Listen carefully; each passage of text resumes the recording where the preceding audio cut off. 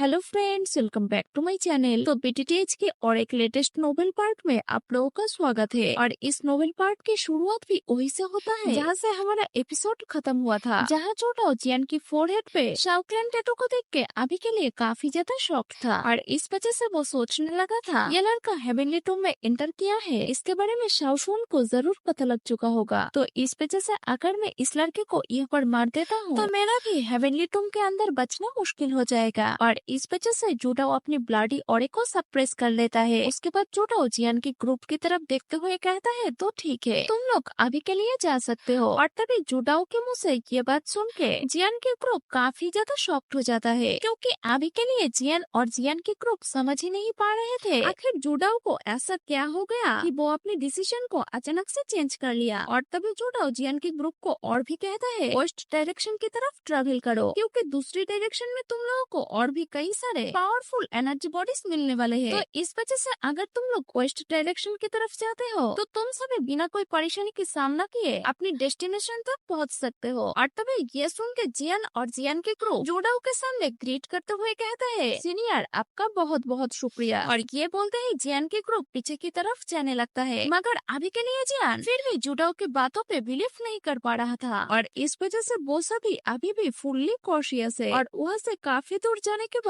वो सभी जब देखते हैं जुडाओ अभी भी अपनी जगह पर खड़ा हुआ है, तब वो लोग थोड़ा सा रिलैक्स फील करते हैं। और थोड़ी देर बाद वो सभी वहाँ से डिसअपियर हो जाता है। और तभी जुडाओ भी जियान के ग्रुप को वहाँ से जाते हुए देखता है। और उसके बाद जुडाओ हेवनली टूम के डीपेस्ट रीजन की तरफ देखकर स्माइल करने लगता है और कहता है यंग लड़के, तुम इसको मेरा एहसान मान सकते हो। और उसके बाद सीन चेंज हो जाता है और तभी हम देखते हैं एक एनर्जी फॉग से भरा हुआ एरिया में जियान के ग्रुप एक जगह पर बोनफायर जला के बैठा हुआ है। तभी गुहुआ कहता है ये जो जुडाओ है इसके बिहेवियर थोड़ा सा स्ट्रेंज है, क्योंकि वो पहले हम सबको मार के हमारा खून पीना चाहता था, मगर थोड़ी देर बाद वो एक अच्छा इंसान बन गया। तभी ये सुन के जियान कहता है शायद जुडाओ जब मुझे ध्यान से देखा तब उन्हें पता चल गया मैं शाओक्लैन के मेंबर हूँ। और तभी ये सुन के गोकुन्यान स्माइल करने लगता है और कहता है जियान, जब तुम्हारी ऑरा राइज होता है तब तुम्हारे फोरहेड पे शाओक्लैन की क्लैन टैटू विजिबल होने लगता है। और जैसे कि जुडाओ हजारों साल पुराना एक्सपर्ट है तो उनके लिए शाओक्लैन की क्लैन टैटू को पहचानना कोई बड़ी बात नहीं है। और तभी ये सुन के जियान थोड़ा सा शॉक्ड हो जाता है और गुकुन यान की तरफ देखते हुए कहता है आखिर मेरे पास कौन सा टैटू है। और तभी जियान के मुंह से ये बात सुन के जियान के ग्रुप थोड़ा सा हैरान हो जाता है और कहता है जियान, तुम्हें क्या सच में नहीं पता है। और ये कहने के बाद गुकुन यान थोड़ा सा सोचने की बात कहता है जब तुम स्काई फायर 3 मिस्ट्रियस चेंजेस को यूज करते हो तब तुम्हारी फोरहेड पे तुम्हारी क्लैन टैटू एराइज होता है, बट जहाँ तक मुझे पता है तुम्हारे फोरहेड पे जो क्लैन टैटू है वो अभी भी अधूरा है। और इसका रीजन ये भी हो सकता है कि तुम्हारी स्ट्रेंथ इस क्लैन टैटू को परफॉर्म करने के लिए अभी भी इनफ नहीं है। और इस वजह से जब तुम्हारी ऑरा राइज होता है तब तुम्हारी फोरहेड पे शाओक्लैन की क्लैन टैटू थोड़ा सा अपियर होके ही थोड़ी देर बाद डिसअपियर हो जाता है। बट सोचने की बात ये है कि तुम्हारे पास तो कोई भी क्लैन टैटू होना ही नहीं चाहिए, क्योंकि क्लैन टैटू को एक्टिवेट करने के लिए ब्लड लाइन की स्ट्रेंथ के ऊपर डिपेंड करना पड़ता है। बट तुम्हारी जो शाओक्लैन है उसके ब्लड लाइन की स्ट्रेंथ पूरी तरीके से अबंडन हो चुका है। और तभी ये सुन के जियान और भी ज्यादा कंफ्यूज हो जाता है। इस वजह से जियान सोचने लगता है बहुत साल पहले उसकी फोरहेड पे एक फ्लेम इम्प्रिंट हुआ करता था, मगर जब से जियान बोनचिनिन फ्लेम को रिफाइन कर लिया है तब से ये भी धीरे धीरे गायब हो गया है। और जियान इस तरह की क्लैन टैटू के बारे में हेवनली टूम में आने से पहले कभी भी नहीं सुना था। और इस वजह से जियान इसके बारे में सोचते हुए और भी ज्यादा कंफ्यूज हो जाता है। और थोड़ी देर बाद जियान कहता है मैं जब स्काई फायर 3 मिस्ट्रियस चेंजेस को यूज करता हूँ सिर्फ तभी मेरी ऑरा राइज होता है, बट मेरे क्लैन टैटू और स्काई फायर 3 मिस्ट्रियस चेंजेस के बीच में आखिर क्या रिलेशन है। और उसके बाद जियान कहता है मुझे लगता है एल्डर जुडाओ मेरी क्लैन टैटू से बिल्कुल भी नहीं डरा था, क्योंकि क्लैन टैटू तो किसी भी तरह की स्ट्रेंथ को पोजेस नहीं करता है। तो इस वजह से मुझे लगता है जुडाओ के हमें छोड़ देने के पीछे दूसरा कोई रीजन है, बट मैं इतना तो श्योर हूँ ये शाओक्लैन से रिलेटेड है। बट ये क्या हो सकता है जिससे एक बैंगशिंग लेवल की एनर्जी बॉडीज भी डर गया है। तभी ये सुन के यूनर कहती है मुझे लगती है शाओक्लैन के एंसिस्टर शाओशुआन की वजह से संत जुडाओ ने हम लोगों को छोड़ दिया है। तभी एंसिस्टर शाओशुआन के नाम सुन के जियान के ग्रुप भी काफी ज्यादा शॉक्ड हो जाता है, क्योंकि जो एंसिस्टर शाओशुआन है उनके तो बहुत साल पहले ही डेथ हो गया था। तो इस वजह से वो अभी कैसे जुडाओ को डरा सकता है। और तभी जियान कहता है चलो हम यहाँ से चलते हैं, क्योंकि हम लोग जब अपने डेस्टिनेशन तक पहुँच जाएंगे तब हमें सब कुछ पता चल जाएगा। और तभी ये सुन के जियान के ग्रुप भी हमें नोट करके डीपेस्ट रीजन की तरफ जाने लगता है। और अभी के लिए जियान के ग्रुप जोडाओ के बताई हुई रास्ता को फॉलो करके हेवनली टूम के डीपेस्ट रीजन की तरफ जाने लगता है। और इस वजह से उस डायरेक्शन में बहुत सारे पावरफुल एनर्जी बॉडीज होने के बावजूद भी जियान के ग्रुप स्मूथली आगे बढ़ने लगता है। और तभी हम देखते हैं जियान के ग्रुप को, जो अभी के लिए ट्रैवल करते करते थोड़ा सा टायर्ड हो गया है। और इस वजह से वो सभी एक जगह पर बैठ के थोड़ी देर के लिए रेस्ट करने लगते हैं। और तभी गुकुनियान वहाँ के चारों तरफ बहुत ही ध्यान से देखने लगता है। और इस वजह से वो सभी से कहता है, हम लोग हेवनली टूम की डीपेस्ट रीजन के अंदर एंटर कर चुके हैं। और तभी ये सुन के गुहुआ कहता है, ये जगह हेवनली टूम के डीपेस्ट रीजन कहने की बिल्कुल वर्थी है, क्योंकि यहाँ पर जो एनर्जी बॉडीज है इनकी स्ट्रेंथ भी काफी डेंजरस है। और इस वजह से जियान की ग्रुप फील करता है, अभी के लिए हम अगर अपनी स्ट्रेंथ को देखें तब भी ये एनर्जी बॉडीज हमसे कई गुना ज्यादा स्ट्रॉन्ग है। और इसी वजह से वो सभी और भी ज्यादा कॉशियस हो जाते हैं, क्योंकि यहाँ की एनर्जी बॉडीज हद से ज्यादा स्ट्रॉन्ग है। तो इस वजह से उन लोगों को हर एक स्टेप बहुत ही ध्यान से बढ़ाना पड़ेगा। और तभी ये सुन के जियान के ग्रुप स्माइल करने लगता है। और तभी यूना जियान से कहती है, जियान अगर हम लोग इसी स्पीड से ट्रेवल करते हैं तो हम लोग बहुत जल्दी ही एंसेस्टर शाओशुआन के टूम में पहुंच जाएंगे। और ये सुन के जियान भी हमें नोट कर देता है और कहता है, मगर जो भी हो, जूडाओ ने हमें यहाँ तक आने के लिए काफी हेल्प किया है और उनकी वजह से ही हम लोग इतना जल्दी यहाँ पर पहुँच पाए हैं। बट ये जगह बहुत ज्यादा डेंजर से भरा हुआ है, तो इस वजह से हम लोगों को जल्दी जल्दी यहाँ से जाना होगा। और तभी ये सुन के सभी लोग हमें नोट कर देते हैं और आगे बढ़ने के लिए रेडी हो जाते हैं। बट तभी दो फिगर जियान के ग्रुप के सामने एक चट्टान के ऊपर खड़ा हो जाता है। और उसके बाद वो दोनों फिगर जियान के ग्रुप को बहुत ही ध्यान से देखने लगता है। और तभी उनमें से एक बंदा कहता है, जियान तुम्हारी स्पीड काफी स्लो है। और उस बंदे की आवाज जब जियान के ग्रुप सुनता है वो सभी काफी ज्यादा शॉक्ड हो जाते हैं। और तभी जियान कहता है, हनली और हनिया। और ये सुन के गुहुआ भी कहता है, तुम दोनों तो वो ही नालायक हो जो कुछ टाइम पहले हम सभी से दूर भाग रहे थे। तो अभी के लिए तुम लोगों को अचानक से क्या हो गया है जो तुम दोनों पीटने के लिए फिर से हमारे सामने आ गए हो। और अभी के लिए गुहुआ को ज्यादा एक्साइटेड होते हुए देखकर जियान गुहुआ को शांत होने के लिए इशारा करता है, क्योंकि जियान समझ चुका था अभी के लिए कुछ तो गड़बड़ है, क्योंकि हनिया और हनली की कोई औकात ही नहीं है कि वो दोनों अभी के लिए जियान के ग्रुप की सामना कर पाए। तो इस वजह से जियान अपने मन ही मन सोचने लगता है, ये दोनों जरूर दूसरे किसी के ऊपर डिपेंड करके अभी के लिए हम लोगों की रास्ता रोकने की कोशिश कर रहा हो। और उसके बाद सीन चेंज हो जाता है और हम लोगों को हनिया को दिखाया जाता है, जो एक एविल स्माइल करते हुए गुहुआ से कहता है, तुम लोग थोड़ा सा वेट करो, क्योंकि कुछ टाइम बाद तुम सभी भी यहाँ से भागने वाले हो। और ये कहते ही हनली और हनिया पीछे की तरफ जाने लगते हैं। और तभी वहाँ पर और दोनों डरावनी फिगर्स अपीयर हो जाते हैं। और अभी के लिए उन दोनों के ऑरे को सेंस करके जियान के ग्रुप काफी ज्यादा शॉक्ड हो जाता है। और तभी जियान कहता है, दाओशैन। और ये दोनों हैंड क्लैन के मेंबर्स है। और इस वजह से अभी के लिए जियान के ग्रुप की एक्सप्रेशन को देख के हनिया हंसते हुए कहता है, क्या तुम लोग सेंस कर पा रहे हो कि एक ही झटके में सब कुछ चेंज हो गया है। मगर अभी के लिए जियान के ग्रुप इन दोनों की बातों के ऊपर बिल्कुल भी ध्यान नहीं देता है, क्योंकि वो सभी सेंस करने लगता है कि उनके सामने जो दो फिगर्स खड़े हुए हैं वो दोनों ही एनर्जी बॉडी से। और इस वजह से जियान कहता है, आखिर इन दोनों नमूनों को दाओशिंग लेवल की एनर्जी बॉडीज कहाँ से मिला है। तभी ये सुन के गुजैन कहता है, जैसे हनली और हनिया हन क्लैन के मेंबर्स है, वैसे ये दोनों भी हन क्लैन के मेंबर्स हुआ करता था। तो इस वजह से शायद ये दोनों फिगर्स हनली और हनिया की हेल्प करने के लिए मान गए हैं। और ये दोनों एनर्जी बॉडीज होने के बावजूद भी इनको देख के लग रहा है कि वो यहाँ पर प्रिपेयर्ड होके आया है। और गुजैन की ये बात सुन के गुकुनयान भी हमें नोट कर देता है। और इस वजह से वो अपनी ग्रुप से कहता है, अभी के लिए सब लोग अलग अलग रास्तों पे भाग जाओ, क्योंकि अभी के लिए हमारे सामने जो एनर्जी बॉडीज है वो दोनों दाओशिंग लेवल की एनर्जी बॉडीज है। तो इस वजह से हम सभी मिलकर भी अगर इनके साथ फाइट करते हैं फिर भी हम लोग हार जाएंगे। और तभी ये सुन के जियान की ग्रुप काफी ज्यादा डर जाता है। और तभी उनमें से एक फिगर कहता है, क्या अभी तक शाओ क्लैन पूरी तरीके से डिस्ट्रॉय नहीं हुआ। और तभी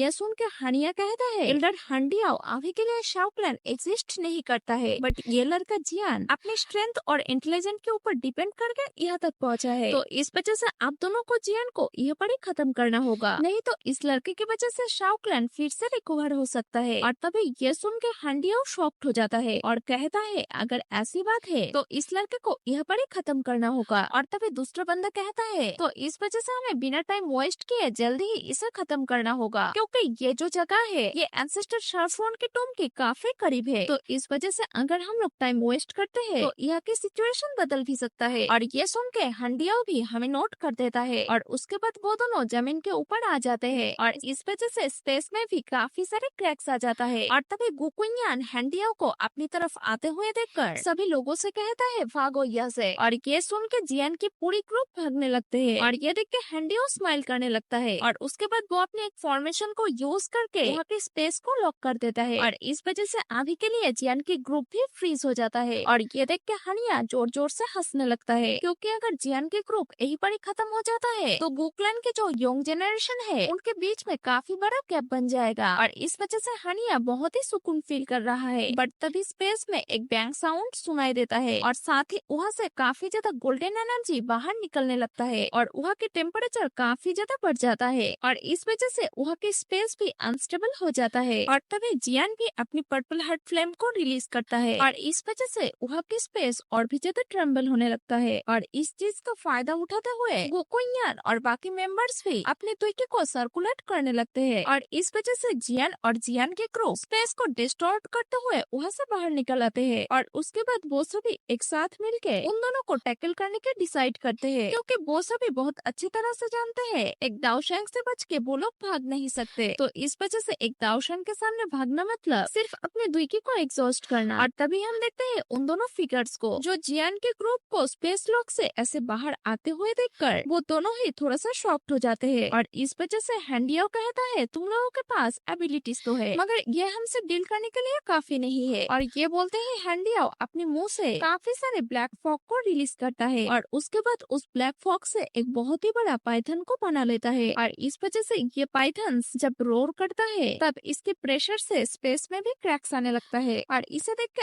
अभी के लिए जियान के ग्रुप भी काफी ज्यादा डर जाता है और इसे देख के अभी के लिए गोकुन्यान भी काफी ज्यादा डर जाता है और इस वजह से वो पाइथन जब स्पेस को फाड़ते हुए गोकुन्यान की तरफ आगे बढ़ता है वो काफी ज्यादा घबरा जाता है क्योंकि भले ही वो एक 9 स्टार दाओजून है तभी वो एक इलाइट दाओशैंग की अटैक को ब्लॉक नहीं कर सकता है क्योंकि एक दाओजून और इलाइट दाओशैंग के बीच में बहुत बड़ा गैप होता है और इस वजह से वो गोकुन्यान अपने ग्रुप को इकट्ठा होने के लिए ऑर्डर देता है और ये सुन के सभी लोग हमें नोट कर देता है क्योंकि उन लोगों के ऊपर एक दाओशैंग लेवल की एनर्जी बॉडी अटैक करने की वजह से उनकी हालत अभी के लिए काफी ज्यादा खराब है। तो इस वजह से अगर सभी लोग मिलके एक साथ फाइट नहीं करते हैं तो सभी लोग यहाँ पर ही मर जाएंगे। और तभी हम देखते हैं जियान को जो जोर से चिल्लाते हुए अपने स्काई फायर 3 मिस्ट्रीज चेंजेस को एक्टिवेट कर लेता है और इस वजह से जियान के हाथों में काफी ज्यादा एनर्जी इकट्ठा होने लगता है। और तभी यूनर और गोकुन्यान भी अपनी ऑडी को रिलीज करता है और इस वजह से जियान के ग्रुप के चारों तरफ बहुत ही पावरफुल दुईकी घूमने लगता है और अभी के लिए जियान के ग्रुप की कॉम्बाइन दुईकी से जो प्रेशर बनता है इसको अभी के लिए स्पेस भी झेल नहीं पा रहा है और वही जियान अपनी great heaven creation palm technique को यूज करता है और उस दाओशैंग के ऊपर शूट कर देता है और इस वजह से वहाँ पर एक ब्लैक होल पूरे स्पेस को कवर करने लगता है। और ये चीज जब यूनर और गोकुन्यान देखते हैं वो भी अपनी कॉम्बाइन स्ट्रेंथ से ग्रेट डिस्ट्रक्शन फिंगर को बना लेते हैं और ये वही तियान क्लास दाओ टेक्निक है जिसे बुयाओ ने भी जियान के अगेंस्ट में यूज किया था। और तभी हम देखते हैं अभी के लिए जियान के ग्रुप के पीछे एक बहुत ही बड़ा फिंगर स्पेस को फाड़ते हुए सामने की तरफ फाड़ने लगता है और अभी के लिए इस फिंगर को देखा जाए तो ये गुयाओ की यूज की गई डिस्ट्रक्शन फिंगर से 4 गुना ज्यादा पावरफुल है। और अभी के लिए जियान की ग्रेट हेवन क्रिएशन पाम और यूनर की ग्रेट डिस्ट्रक्शन फिंगर उस पाइथन की तरफ पड़ने लगते हैं और उसके बाद ये दोनों अटैक डायरेक्टली उस पाइथन को जाके हिट करते हैं और इस वजह से वहाँ पर काफी बड़ा ब्लास्ट होता है। बट हम देखते हैं उस पाइथन को जो दो तियान क्लास अटैक से बच के अभी के लिए जियान के ग्रुप की तरफ आगे बढ़ रहा है और भले ही ये पाइथन काफी इंजर्ड हो गया है मगर फिर भी अभी के लिए जियान के ग्रुप इस पाइथन को पूरी तरीके से डिस्ट्रॉय नहीं कर पाता है और इस वजह से वो पाइथन जियान के ग्रुप की तरफ आगे बढ़ते हुए बहुत जोर जोर से रोड करने लगता है और इस पाइथन के अंदर अभी भी इतना ताकत बचा हुआ है कि इसके दहाड़ से अभी भी स्पेस में क्रैक्स आ रहा है। और अभी के लिए इस पाइथन की इतनी टेरिफाइंग स्ट्रेंथ को देख के जियान के ग्रुप काफी ज्यादा डर जाता है क्योंकि वो सभी अपनी तियान क्लास दाओ टेक्निक को यूज करने के बावजूद भी इस पाइथन को रोक नहीं पाए हैं। और तभी हम देखते हैं गुहुआ को जो अभी के लिए काफी ज्यादा हेल्पलेस फील करता है क्योंकि अभी के लिए वहाँ की सिचुएशन इतना ज्यादा खराब हो गया था कि वो सब अभी के लिए वहाँ से भाग भी नहीं सकते। और तभी जियान अपनी हेवनली फ्लेम को जल्दी से सर्कुलेट करने लगता है और इस वजह से सभी लोग वहाँ से भागने के लिए रेडी हो ही गया था, मगर तभी वहाँ की स्पेस फ्लक्चुएट होने लगता है और थोड़ी देर बाद वहाँ पर एक फिगर अपीयर होता है और उसके बाद वो फिगर अपने हाथों को मूव करके जियान और उसके ग्रुप को वहाँ से दूर भेज देता है। और उसके बाद जियान के ग्रुप जब उस फिगर को ध्यान से देखता है, वो सभी काफी ज्यादा शॉक्ड हो जाते हैं, क्योंकि अभी के लिए जियान के ग्रुप को हेल्प करने के लिए संत जुडाओ आ गया है। और दूसरी तरफ हम देखते हैं जुडाओ को, जो उन दोनों को गाली देते हुए आगे की तरफ बढ़ने लगता है और कहता है आखिर ये दोनों नमूने कहाँ से आ गए, और अगर इन दोनों नमूनों की वजह से इस यंग लड़के की जान चला जाता है तो एंसेस्टर शाओशुआन यहाँ पर लाशों की लाइन लगा देगा। और अभी के लिए वो दोनों होलोप्सोल के बुड्ढे जब देखते हैं उनके फाइट के बीच में कोई तीसरा आके बकवास कर रहा है, तभी वो दोनों हंसते हुए जुडाओ के सामने आ जाते हैं और जुडाओ से कहता है तुम्हारी इतनी हिम्मत कैसे हो गई कि तुम सिर्फ एक बैंगशैंग होके हमसे फाइट करने के लिए आ गए हो। और ये कहते ही वो दोनों एक एक पंच बना के जुडाओ के ऊपर अटैक कर देते हैं, बट उन दोनों की अटैक जुडाओ को लगता उससे पहले ही उन दोनों की अटैक वहीं पर ही रुक जाता है। और ये देख के वो दोनों काफी ज्यादा गुस्सा हो जाते हैं और हैंडियाओ चिल्लाते हुए कहता है आखिर किसकी इतनी हिम्मत है हमारे सामने इंटरफेयर करने की। और हैंडियाओ ये कहा ही था तभी एक भारी आवाज कहता है मुझे पता नहीं था अभी भी हेवनली टॉम के अंदर क्लैन के मेंबर्स बचा हुआ है। और इस आवाज को सुन के वो दोनों बंदे काफी ज्यादा डर जाते हैं और काफी डर के साथ कहता है शाओशुआन। और तभी हम फिर से देखते हैं जियान की ग्रुप को, जो इन दोनों की डरावनी फेस को देख के काफी ज्यादा शॉक्ड हो जाता है। और अभी के लिए जियान की ब्लड सर्कुलेशन भी फास्ट हो चुका है। और तभी जियान कहता है ये रिपल बहुत ही फेमिलियर है। और तभी जियान की ग्रुप की भी नजर जाता है सामने के स्पेस की तरफ, और तभी वहाँ से एक फिगर बाहर आ जाता है। और अभी के लिए इस फिगर को देख के हैंडिया और उसके कॉम्पिनियन डर के मारे कांपने लगते हैं, क्योंकि भले ही ये दोनों दाओशेंग लेवल पे है, मगर जो एंसेस्टर शाओशुआन है वो अपने टाइम में इस द्वीकी कॉन्टिनेंट की पीक हुआ करते थे। तो इस वजह से इस द्वीकी कॉन्टिनेंट में ऐसे बहुत ही कम लोग हैं जो एंसेस्टर शाओशुआन के सामने खड़े रहने की हिम्मत कर सकते हैं। और तभी हम देखते हैं हनिया को, जो अभी के लिए शाओशुआन को देख के काफी ज्यादा डर जाता है, क्योंकि भले ही हनिया नहीं जानता है कि सामने के वो फिगर कौन है, मगर फिर भी हनिया ये तो सेंस कर पा रहा था उनकी स्ट्रेंथ काफी ज्यादा टेरिफाइंग है। और तभी हैंडियो एक गहरी सांस लेकर कहता है भले ही शाओशुआन तुम अभी के लिए हमसे स्ट्रॉन्ग हो, बट तुम भी अपनी फुल स्ट्रेंथ को यूज नहीं कर सकते, क्योंकि तुम्हारी स्ट्रेंथ को हेवनली टूम ने सप्रेस करके रखा है। और इस वजह से तुम अपने टूम को छोड़ के जब चाहे तब नहीं निकल सकते हो, क्योंकि हर 10 सालों में बस एक बार ही शाओशुआन इस हेवनली टूम में फ्रीली मूव कर सकता है। बट अभी भी वो दिन आया नहीं है, ये बस तुम्हारी एक इल्यूशन है। और ये सुन के हैंडियो की कॉम्पिनियन बहुत ही ध्यान से एंसेस्टर शाओशुआन की तरफ देखने लगता है। और तभी हैंडियो कहता है ये सिर्फ शाओशुआन की इल्यूशन बॉडी है, तो इस वजह से अभी के लिए ये हमें हरा नहीं सकता है। और तभी हम देखते हैं शाओशुआन को, जो स्माइल करते हुए कहता है तुम दोनों के आई साइट अभी भी काफी शार्प है, मगर तुम दोनों अभी के लिए ओवर स्मार्ट बन रहे हो, क्योंकि तुम दोनों सिर्फ एक मामूली फास्टर दाओशेंग हो। इस वजह से तुम लोगों की कोई औकात भी नहीं है कि तुम मेरे सामने खड़े भी हो पाओ। और ये कहते ही शाओशुआन अपने हाथों को मूव करता है और एक अटैक बना के उन दोनों के ऊपर शूट कर देता है। और इस वजह से हेवनली टूम की ये जगह काफी ज्यादा ट्रम्बल होने लगता है। और जैसे ही शाओशुआन की अटैक नीचे आता है तभी स्पेस भी फ्लक्चुएट होने लगता है। और इस चीज को अभी के लिए काफी सारे एनर्जी बॉडीज भी सेंस कर चुके थे, और एंसेस्टर शाओशुआन की ऑरे को सेंस करके वो सभी काफी ज्यादा शॉक्ड हो जाते हैं और कहता है आखिर ये मॉन्स्टर फिर से बाहर क्यों आ गया है। और इस वजह से वो एनर्जी बॉडीज फुल स्पीड में वहाँ से भागने लगते हैं। और अभी के लिए इतने पावरफुल अटैक को देख के वो दोनों हुनक्लैन के नमूना ये तो समझ चुके थे कि उन्होंने शाओशुआन को अंडर एस्टिमेट किया है। और इस वजह से वो दोनों हनली और हनिया को उठा के वहाँ से फुल स्पीड में भागने लगते हैं। और थोड़ी दूर तक भागते ही शाओशुआन की अटैक स्पेस को चीरते हुए उन दोनों के सामने अपीयर हो जाता है, और वो दोनों कुछ कर पाता उससे पहले ही शाओशुआन के उस अटैक के प्रेशर से उन दोनों की बॉडी पूरी तरीके से ब्लास्ट हो जाता है। और वही हनली और हनिया इस अटैक के प्रेशर से उनके उल्टियाँ करते हुए कई किलोमीटर दूर जाके गिरता है, बट शाओशुआन उन्हें इग्नोर कर देता है, क्योंकि अभी के लिए शाओशुआन के सामने दाओजोन की कोई औकात ही नहीं है। और वही हम अगर देखते हैं शाओशुआन के अटैक को, जो अभी के लिए उस पूरी जगह की धजिया उड़ा चुका है। और वही दूसरी तरफ जियान के क्रू शाओशुआन की ऐसी पावर को देख के सदमे में जा चुका था, क्योंकि बाहर की दुनिया में जहाँ एक दाओशेंग को पिक एक्सपर्ट माना जाता है, वही इस बंदे ने तो बस एक ही पाम अटैक से दोनों दाओशेंग को एक साथ ही खत्म कर दिया। और इस वजह से जियान और उसके पूरे ग्रुप सदमे में जा चुके हैं। और तभी हम देखते हैं शाओशुआन को, जो पीछे मुड़ होकर जियान के ग्रुप को देखता है और इसी के साथ ही ये नोवेल पार्ट यहीं पर